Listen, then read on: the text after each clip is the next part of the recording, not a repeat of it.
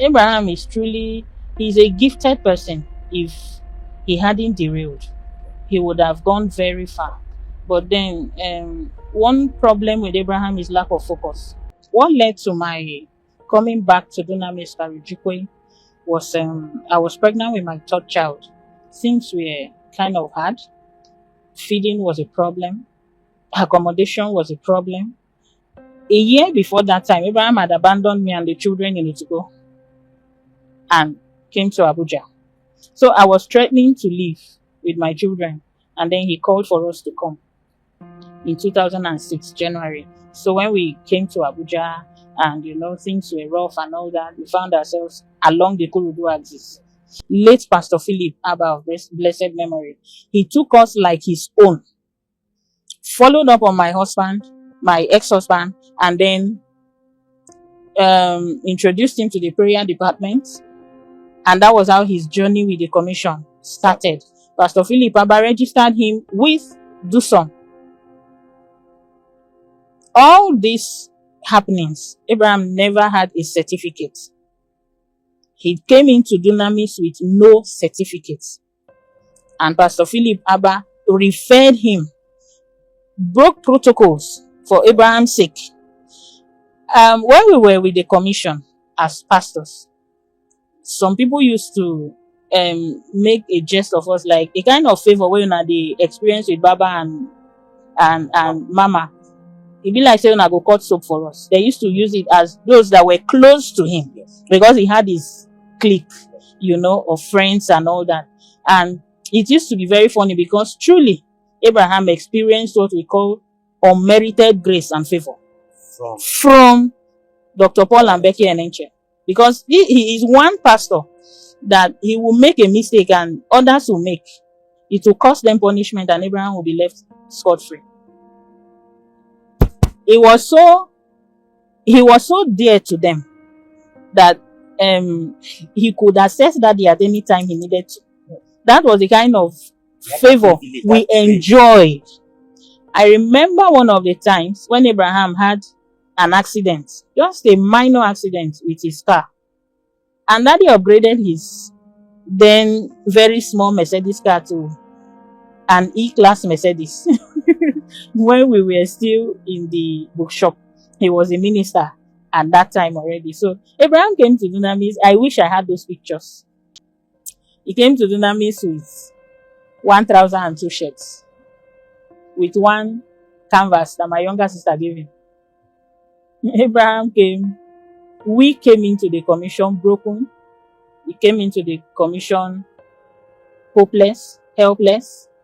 But Dunamis gave us a voice, gave us platform.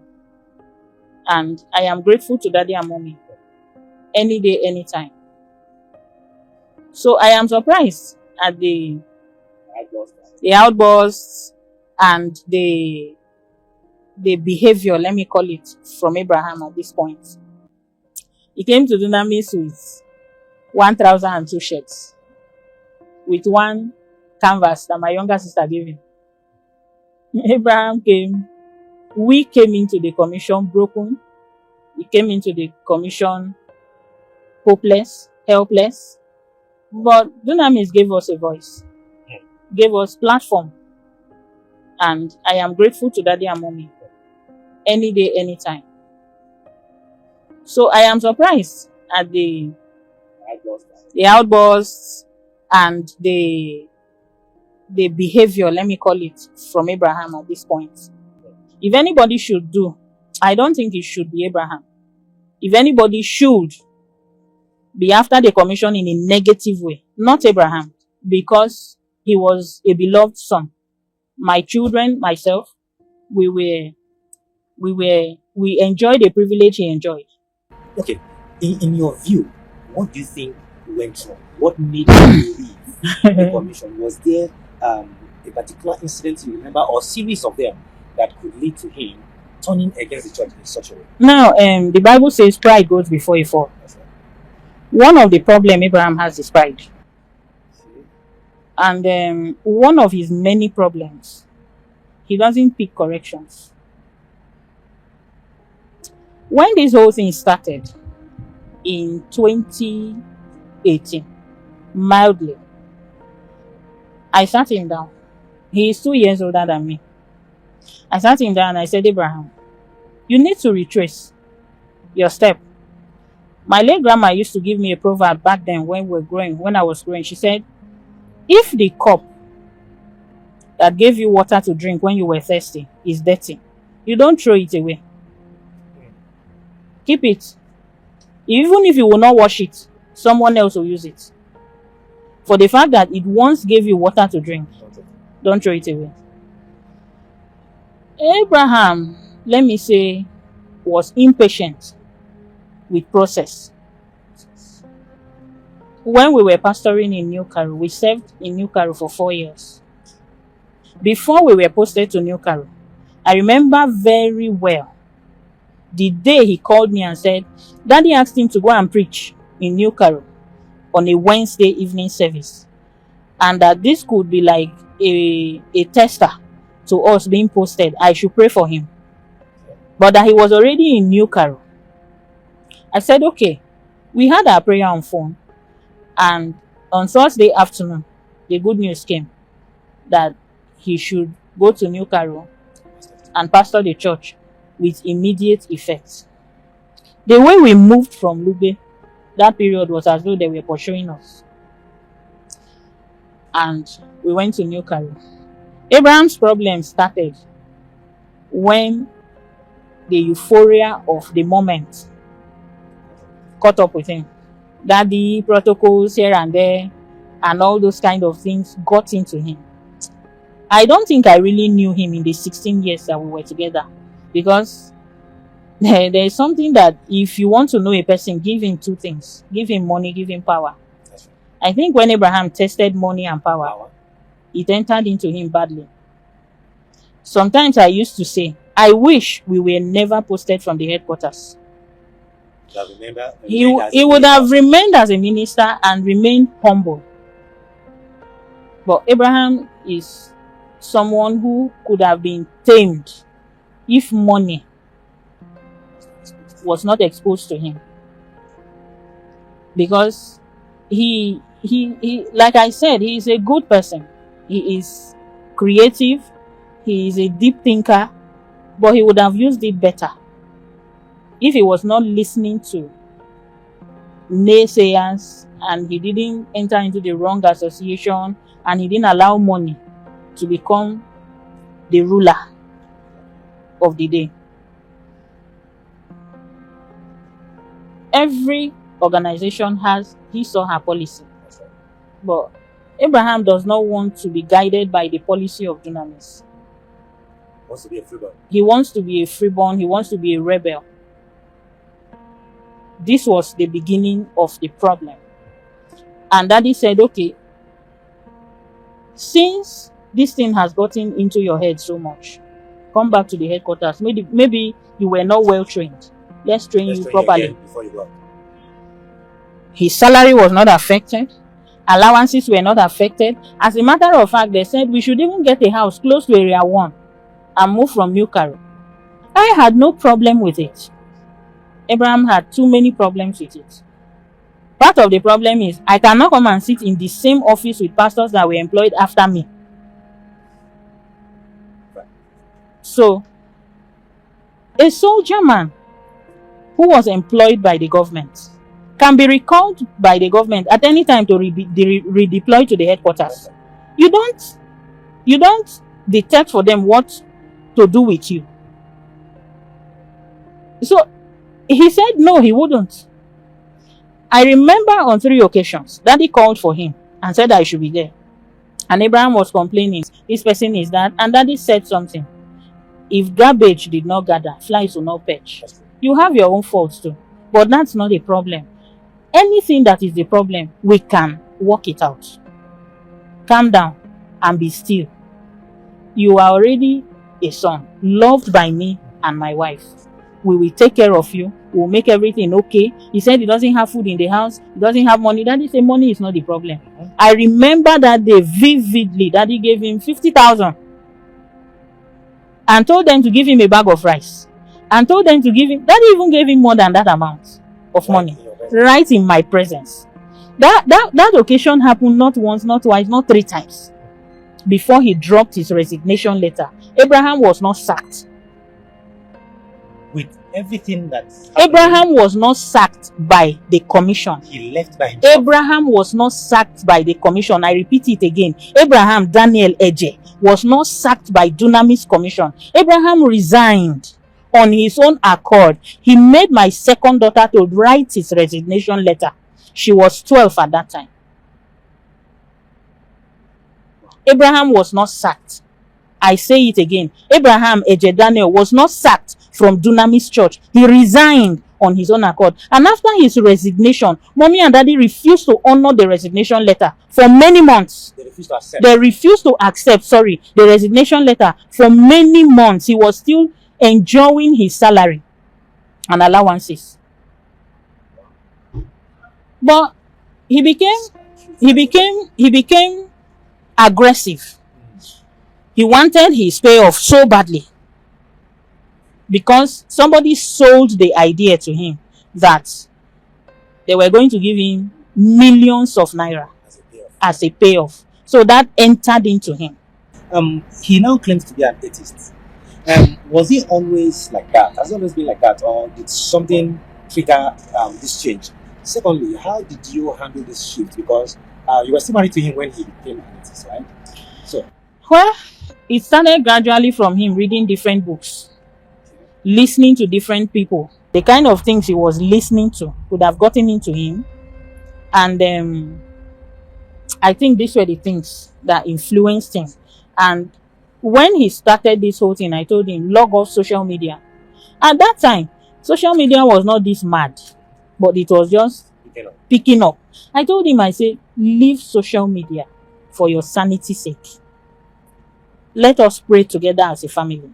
I'm a very private person. And that's why for this number of years, I have not come out to say anything to anybody. People have approached me on several times. Come say something. But within the last few weeks, the pressure became much.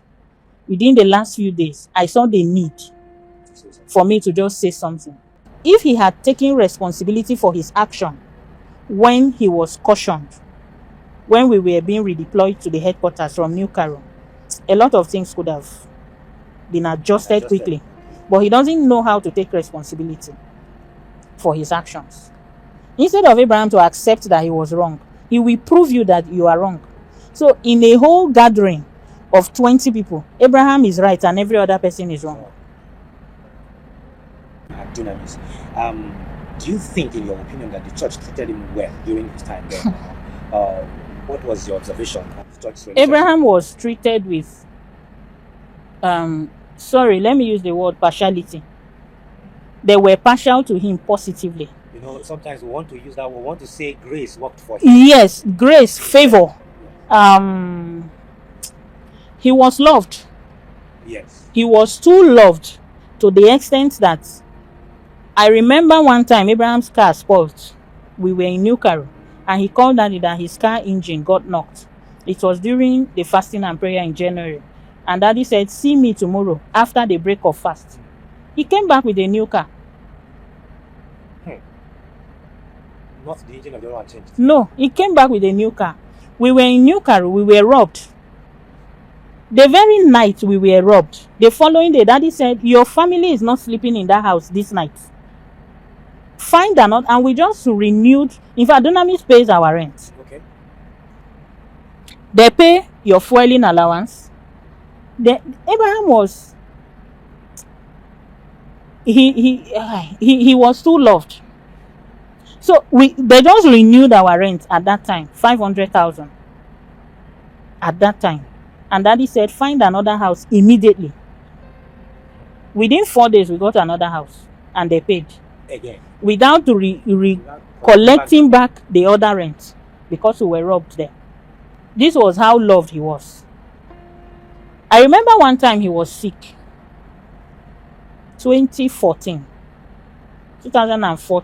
November. I can't remember precisely the date now. But then I was home when they called me that he just slumped. They were in their Saturday evening prayers. The church accountant at that time and his assistant pastor back then called me. It was an emergency call. Oh, he's not breathing and all. And I rushed to the hospital where he was admitted, Nisi Hospital in Masaka. I'm giving all these places for you to detail so that you can do your findings.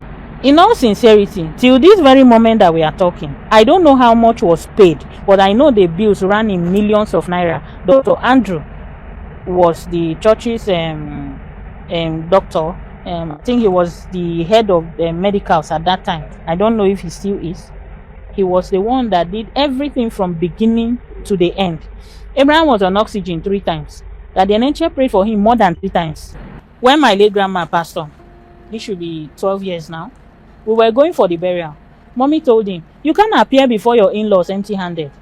She said, we don't do this, but I will do it for you.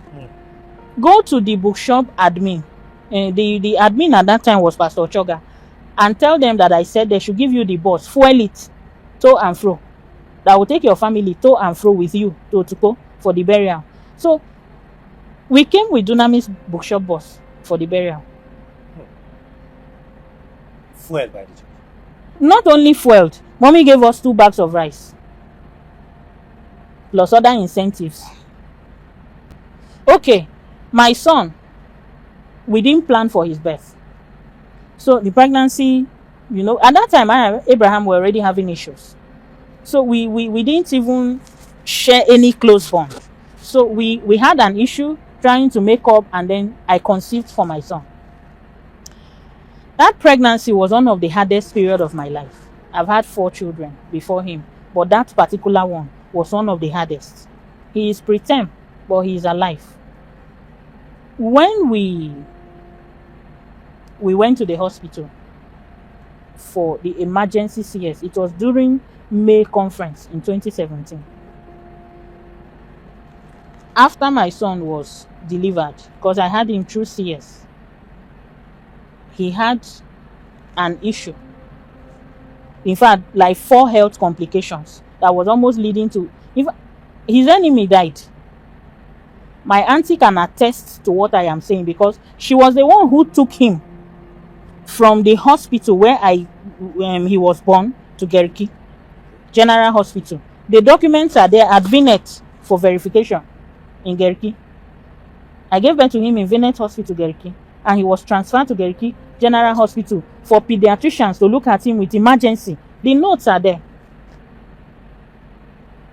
Dunamis was the one that cleared. Mommy was in London with Daddy Enenche at that period, and Abraham called them that this is what is going on. They kept praying for my son. He did 10 days in incubator, 5 days on oxygen, 3 days was on CPAP oxygen. I wasn't there because I was under knife pain, but I followed up on everything. I had to go and see my son on the 4th day because I wasn't sure that he was alive. And I told them I needed to be sure that he is alive. And Mommy sent 500,000 from London to Abraham for us to clear the hospital bill. So some of the things we enjoyed while we were with the commission, I don't think some pastors who were there before him enjoyed it. So I know you said he's a good preacher, he's good at that and all of that, but how was his spiritual leadership at home and even church? Shortly after we were posted, like I said, he became too proud for too many things. So that posting made me understand that Abraham was not a true Christian, because he could go on without fasting. At that time, it's like Abraham, he was too loved to be somebody who could have errors. That love covered every shortcomings. Truly. So even if I don't complain, are you sure? So I didn't want anybody to guess me. I kept my calm. But in the home front, I will say I saw a lot. I don't want to mention some now because my children will grow. they are growing.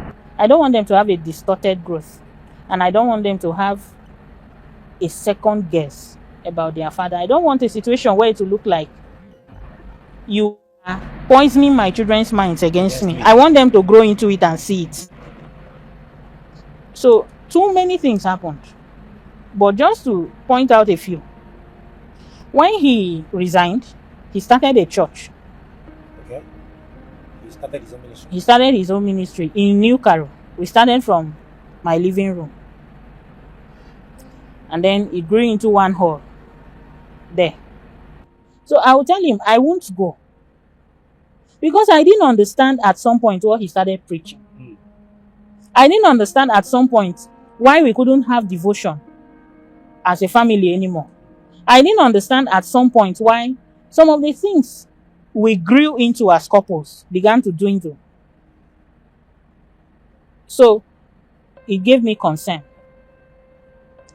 It gave me a lot of concern. And that church didn't last up to 2 months. It didn't last up to 2 months because a lot of errors.